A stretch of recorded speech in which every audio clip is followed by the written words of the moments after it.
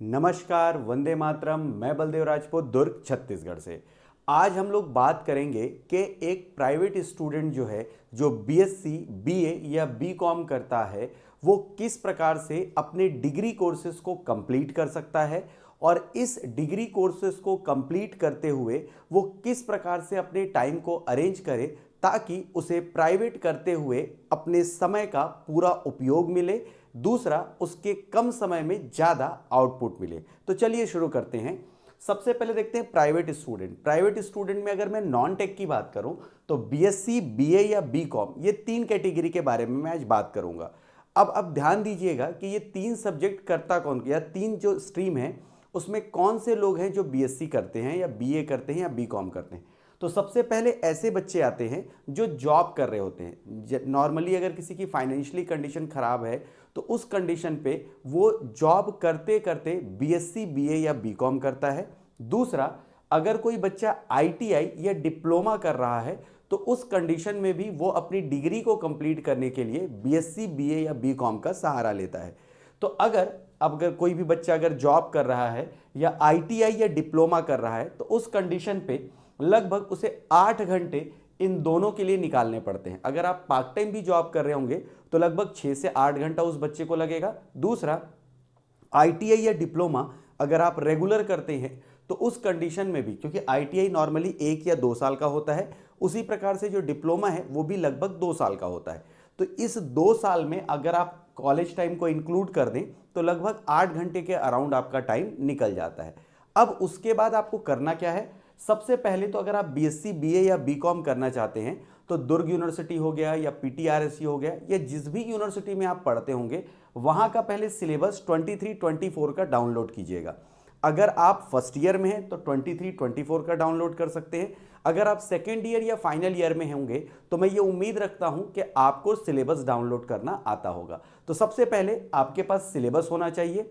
Syllabus होने के बाद आप जो रिक्वायर्ड बुक हैं, फॉर एग्जाम्पल अगर बीएससी में हैं तो बीएससी में कौन कौन से सब्जेक्ट आप पढ़ते हैं, अगर आप फर्स्ट ईयर वाले होंगे तो फिजिक्स के, केमिस्ट्री के, मैथ्स के कौन से बुक्स पढ़ने चाहिए उनके बारे में मैं पहले ही वीडियो बना चुका हूं। आप डिस्क्रिप्शन में जब आप जाएंगे तो जब आप प्लेलिस्ट देखेंगे तो प्रॉब्लम वर्सेस सॉल्यूशन करके एक प्लेलिस्ट है, उसमें जाके आप बीएससी से रिलेटेड चीज़ों को देख सकते हैं, बीए से रिलेटेड चीज़ों को देख सकते हैं। नॉर्मली बीकॉम की बुक्स के बारे में मैंने नहीं बताया है, पर अगर आप छत्तीसगढ़ से बिलोंग करते हैं तो बहुत सारी क्यूबीज मार्केट में अवेलेबल हैं जिससे आप जो अपनी पढ़ाई प्राइवेट में अच्छे तरीके से कर पाएंगे। तो पहला काम आपको जो करना है वो है आपको आपका सिलेबस पता होना चाहिए। दूसरा, आपको करना है बुक या नोट्स अरेंज करने पड़ेंगे।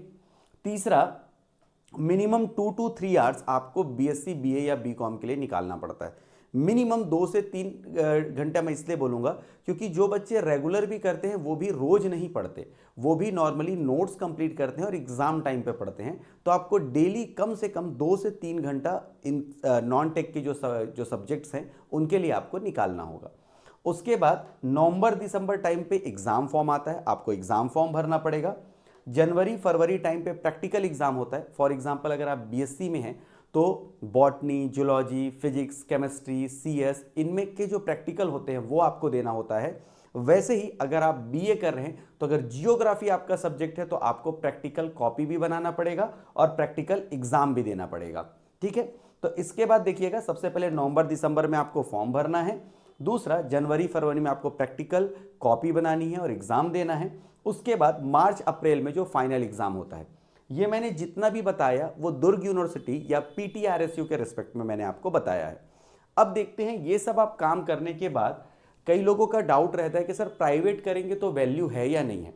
तो याद रखिएगा, अगर आप बीएससी, बीए या बीकॉम, जिसे यूजी कहा जाता है, आप चाहे रेगुलर करें या प्राइवेट करें, दोनों की सेम वैल्यू है। किसी में ज़्यादा किसी में कम का कोई मतलब नहीं होता। सभी को पता है प्राइवेट वही बच्चा करता है जो रेगुलर कॉलेज नहीं जा सकता वो प्राइवेट करता है, जो रेगुलर जा सकता है वो रेगुलर करेगा। सिंपल सी बात है। तो यहाँ पर दोनों का यूजीसी अप्रूव्ड, जिस भी कॉलेज या यूनिवर्सिटी से करते हैं वो यूजीसी अप्रूव्ड होनी चाहिए, बाकी कोई भी दिक्कत आपको नहीं आएगी। मैं आगे आने वाले टाइम पे private university versus government university के ऊपर एक वीडियो बना दूंगा, जिससे आपकी जो डाउट्स हैं वो क्लियर हो जाएंगे। अभी आप सिर्फ इतना समझ लीजिए कि अगर आप दुर्ग यूनिवर्सिटी, पीटीआरएसयू से, अगर आप जो भी गवर्नमेंट यूनिवर्सिटी है छत्तीसगढ़ में, अगर वहां से आप प्राइवेट करें या रेगुलर करें, वैल्यू दोनों की बिल्कुल सेम रहने वाली है। आपको कभी भी, चाहे वो गवर्नमेंट जॉब हो या प्राइवेट जॉब हो, उसमें कोई भी प्रॉब्लम नहीं आएगी। चाहे गवर्नमेंट जॉब हो या प्राइवेट जॉब, कोई दिक्कत नहीं आएगी। इसका कारण क्या है? गवर्नमेंट जॉब के लिए आपको एंट्रेंस एग्जाम देना होता है और प्राइवेट जॉब के लिए आपकी स्किल देखी जाती है। यहां पर जो भी डिग्री आप करेंगे वो सिर्फ आपकी क्वालिफिकेशन को रिप्रेजेंट करेगा, इसके अलावा उसका कोई यूज नहीं है। अब देखिएगा, आप अपने स्किल को, अगर आप प्राइवेट बीएससी, बीए या बीकॉम कर रहे हैं, तो आपको एक काम करना चाहिए, अपने स्किल डेवलपमेंट पे ध्यान देना चाहिए। स्किल डेवलपमेंट का मतलब है, अगर आपको कंप्यूटर के कोर्सेज हैं उन पे ध्यान देना चाहिए, वीडियो एडिटिंग सीखनी चाहिए, एमएस ऑफिस में वर्ड, एक्सेल, पावर पॉइंट में आपकी पकड़ अच्छी होनी चाहिए, आपको टैली आना चाहिए, आपको हिंदी टाइपिंग आना चाहिए, आपको वेब मैनेजमेंट आना चाहिए। बोलने का सेंस ये है कि कंप्यूटर में अगर आपका हाथ अच्छा है और अगर आप प्राइवेट बीएससी, बीए या बीकॉम करते हैं, तो आपके जॉब लगने के चांसेस, चाहे वो प्राइवेट सेक्टर में जो है स्पेशली, बहुत ज़्यादा बढ़ जाते हैं। दूसरा, कम्युनिकेशन स्किल पे आपको ध्यान देना चाहिए। हमारे यहाँ इंडिया में सबसे बड़ा एक ड्रॉबैक है कि जो इंग्लिश में बात करता है उसे एक अच्छा पर्सन माना जाता है, या फिर एक बोल सकते हैं कि उसको एक नॉलेजेबल पर्सन माना जाता है, जबकि वास्तविकता इससे अलग है। लेकिन जैसा ट्रेंड है, अगर उसके हिसाब से मैं बात करूं, तो इंग्लिश को बहुत अच्छा लैंग्वेज माना जाता है, स्पेशली इंडिया में। तो अगर आपकी कम्युनिकेशन स्किल, मतलब बोलने चालने में अगर आप इंग्लिश का ज़्यादा यूज़ कर रहे हैं, तो शायद आपको आगे आने वाले टाइम पे किसी भी प्राइवेट सेक्टर में इसका बहुत ज़्यादा एडवांटेज मिलेगा। दूसरा, पर्सनालिटी डेवलपमेंट। पर्सनालिटी डेवलपमेंट देखिएगा 3 चीज़ों पे बेस होता है, लुक, एटीट्यूड एंड वर्ड। सबसे पहले अगर आप लुक्स पे ध्यान दीजिए, मतलब थोड़े से कपड़े अच्छे पहनना, ये सब जो हो गया। दूसरा, एटीट्यूड, किस बात का एटीट्यूड है, भले आपको पता ना हो, लेकिन एटीट्यूड में रहे, जिस टॉपिक पे आप नहीं जानते उस टॉपिक पे ना बोले। और लास्ट में आता है वर्ड, मतलब आपके जो वर्ड्स हैं वो सबसे लास्ट में इंट्रोड्यूस होते हैं। तो पर्सनालिटी डेवलपमेंट का सीधा सीधा सा मतलब होता है, आपको अपने लुक्स पे ध्यान देना है, एटीट्यूड पे ध्यान देना है और कम बोलना है, क्योंकि अगर जिस सब्जेक्ट में आपकी पकड़ ना हो। दूसरा होता है master of field, master in field, मतलब आप कोई भी एक फील्ड में अगर आप मास्टर हैं, मान के चलिए आपको कंप्यूटर स्किल्स अच्छे आते हैं, आपकी स्पीकिंग स्किल अच्छी है, तो इन दोनों कंडीशन पे आप किसी एक चीज़ में मास्टर्स हैं। फॉर एग्जांपल, अगर आप बीएससी कर रहे हैं, बीएससी के सारे सब्जेक्ट्स आपको बहुत अच्छे से आते हैं, या आप बीए कर रहे हैं, आपका एक्सप्लेनेशन कैपेबिलिटी अच्छा है, बीकॉम कर रहे हैं, आपका जो अकाउंट मैनेजमेंट है वो अच्छा है, तो इस कंडीशन पे अगर किसी भी एक फील्ड में अगर आप मास्टर रहते हैं, आपकी पकड़ अच्छी रहती है, तो ये LAW जो था वो पलट जाता है, WAL हो जाता है। मतलब अगर आपके पास नॉलेज ज़्यादा है तो आपके वर्ड्स से आपकी जो कैपेसिटी है वो पता चलती है। दूसरा, आपका एटीट्यूड, लास्ट में आता है आपका लुक। तो अगर आपके पास मास्टरी है किसी चीज़ में, तो आपका लुक बिल्कुल भी मैटर नहीं करेगा, आपका नॉलेज और आपका एटीट्यूड मैटर करेगा। लेकिन अगर आपके पास नॉलेज कम हो, तो उस कंडीशन पे आपका लुक और एटीट्यूड मैटर करेगा। आपका जो वर्ड्स है वो कम रखें, ताकि आपको कोई तकलीफ ना हो। मैं ये उम्मीद करता हूँ कि आज का ये जो प्राइवेट स्टूडेंट का जो कॉन्सेप्ट था, उसको मैं काफ़ी हद तक थोड़ा बहुत आपको एक्सप्लेन कर पाया हूँगा।